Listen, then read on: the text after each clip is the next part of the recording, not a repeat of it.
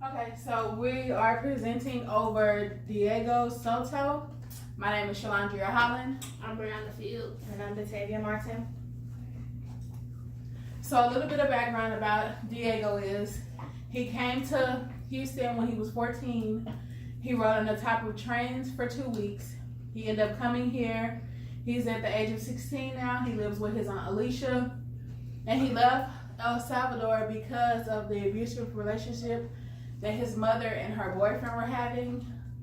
So now he's beginning to hang out with the MS-13 gang. He's coded homeless in the school system. Next slide, please.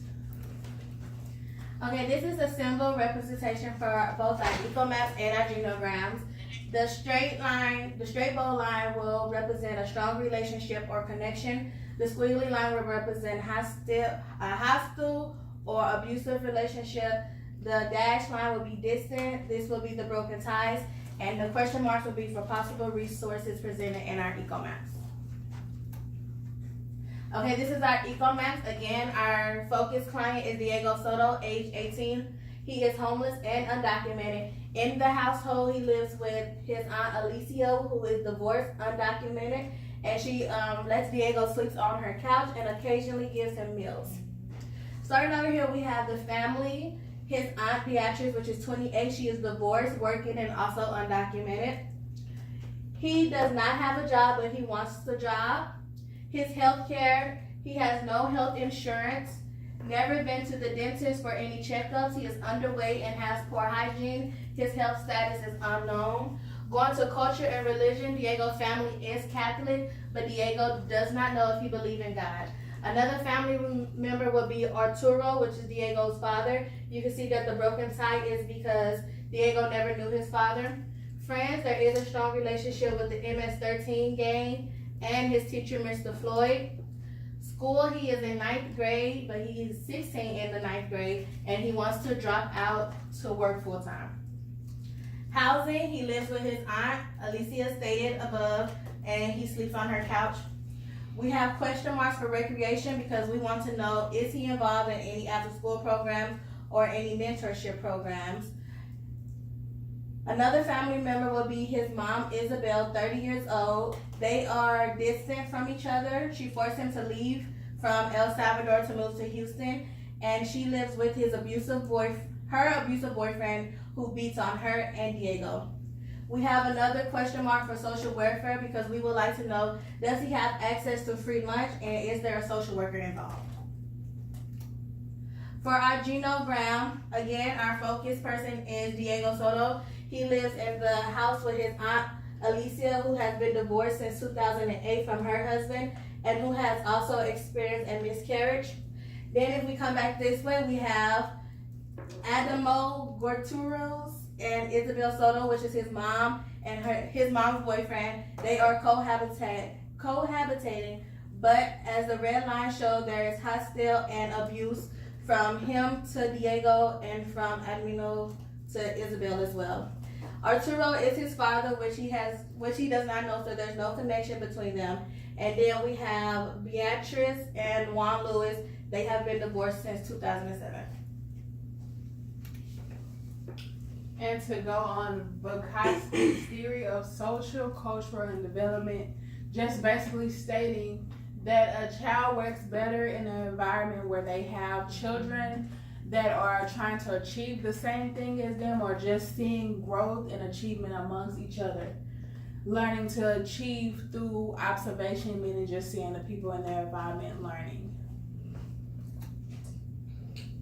And also to talk about just the culture, the way their culture thinks about or perceives stuff and how they interact to come to that thought process. The language, the way they speak to each other affects how you are able to accept and translate what you are being taught. And the social interaction is just your interactions amongst one another. So this is a zone of proximal development, scaffolding, and use of private speech. This is the behavior that is motivated by awareness and unawareness of conflicts. So it starts with what a child can do without help, what a child can do with help, and as well as what a child is not developmentally ready to do yet. And an application of that theory is the child not following direction. So by the child not following directions, they begin to have conflict within one another, which means that Diego is going to start like reaching outside of the home community to start hanging out with other people such as the MS-13 group. And because he thinks heavily about what's going on in the environment that he's growing up in, he's able to connect that with being back home in El Salvador. He desires to drop out of school and begin to make money, and that's because he feels as if, you know, he's a man, he's supposed to be able to carry on his own.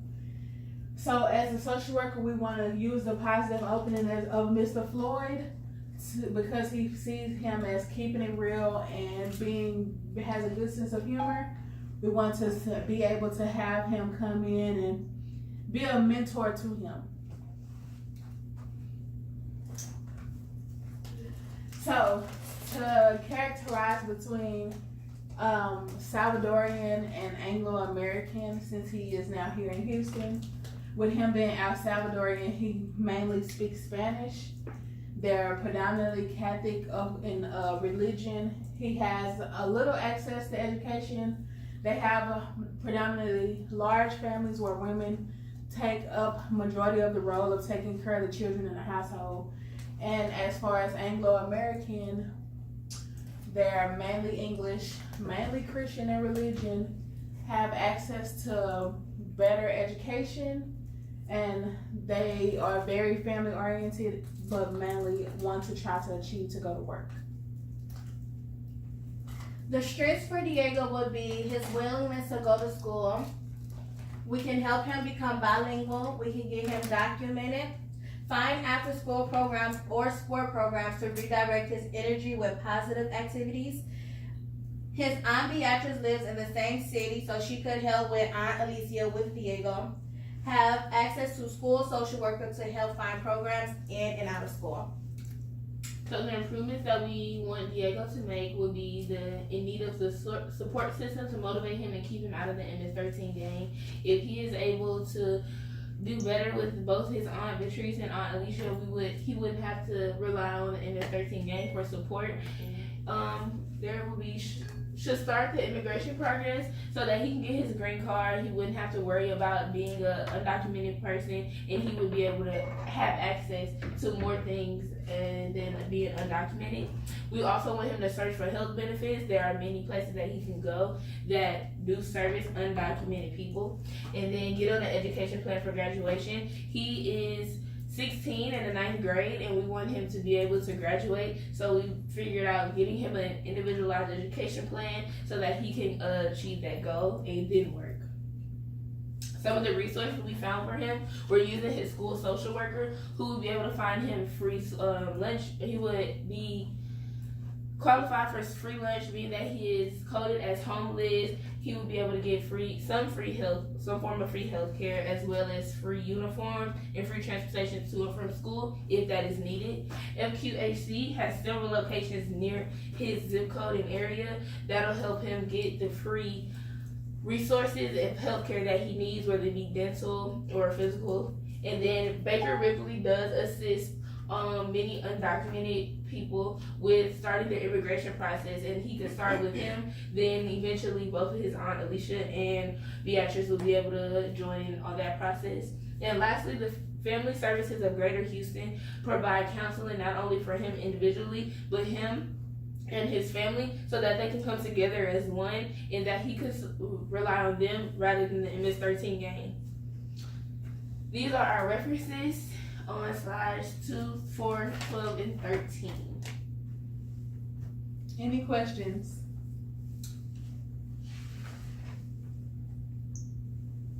Thank you. That was a lot of fucking things I had to do.